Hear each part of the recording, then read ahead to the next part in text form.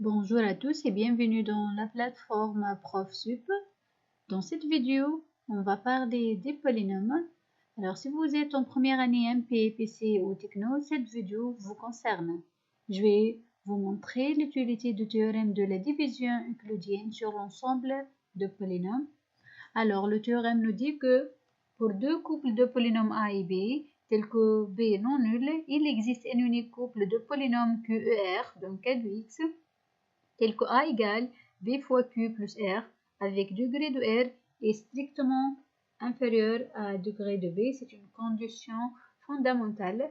Alors, Q sera appelé par la suite quotient et R est appelé le reste de la division euclidienne de A par B. Comme application, on va déterminer le reste de la division euclidienne de A par B dans les cas suivants.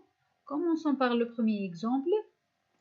Ici, A est un polynôme de degré 2n et B est un polynôme de degré 2. Donc, soit R, le reste de la division euclidienne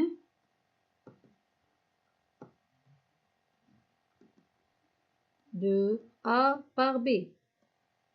Qu'est-ce que nous dit le théorème? En fait, on a degré de R est strictement inférieur à degré de B, à savoir 2. Autrement dit, c'est-à-dire R du X, il s'écrit sous la forme AX plus B avec A et B dans R. On va déterminer les scalaires A et B pour trouver le reste de cette division. Pour cela, on écrit A, c'est en fait B fois Q, plus le reste, c'est AX plus B, avec Q est un polynôme dans R de X. Maintenant, on remarque que A est une racine double de B.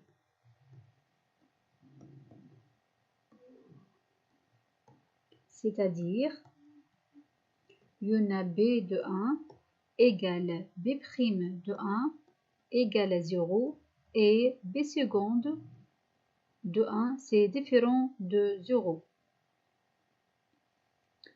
En évaluant cette expression au point x égale à 1. Donc pour x égale à 1, qu'est-ce qu'on obtient?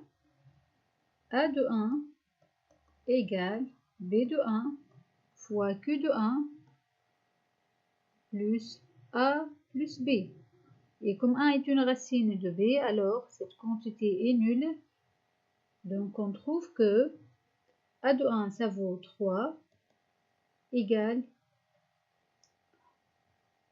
A plus B.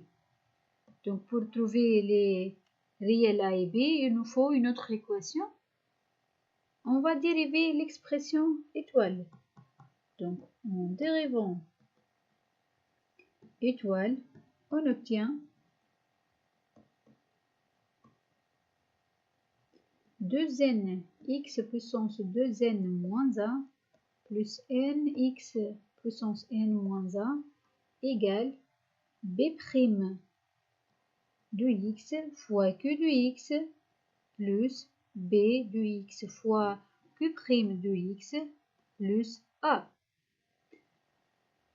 Et en évaluant cette quantité en x égale à 1, on obtient 3n égale, en fait ici b' de 1 fois q de 1. Or b' de 1 est nul.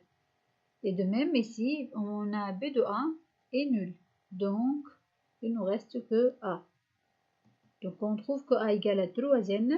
Il reste à déterminer b. De cette équation, on déduit que b égale 3 moins a, à savoir c'est 3 moins 3n.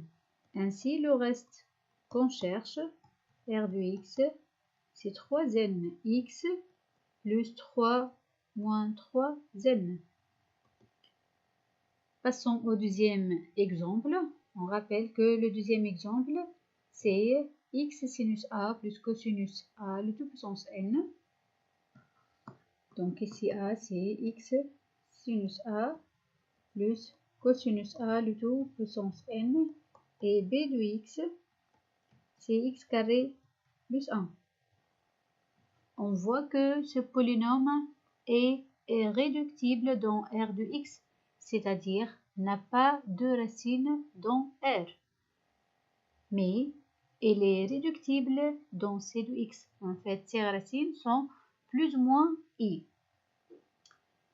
Et donc, soit R, le théorème de la division euclidienne, nous dit que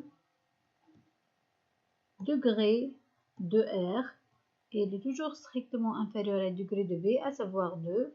Et donc, R de x, il est un polynôme de degré inférieur ou égal à 1.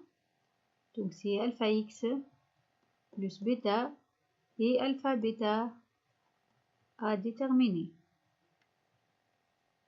Donc, A s'écrit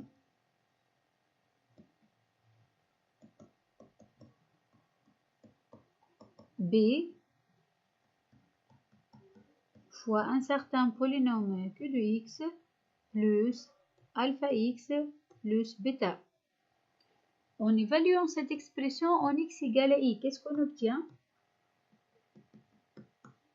On obtient i sinus a plus cosinus a le tout puissance n. Et si on remplace son x par i, on trouve 0. C'est alpha i plus bêta.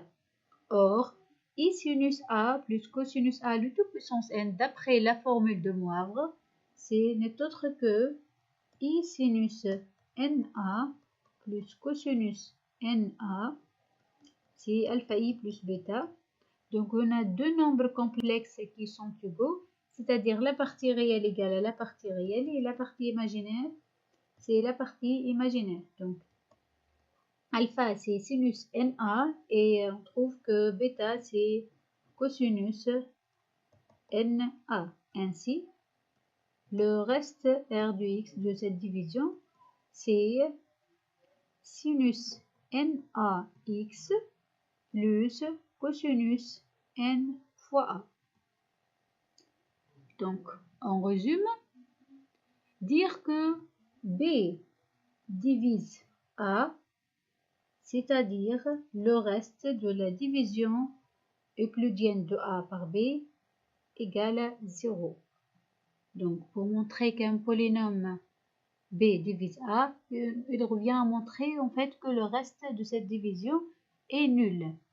Ou bien, ceci est aussi équivalent à dire que les racines de b sont aussi des racines de a.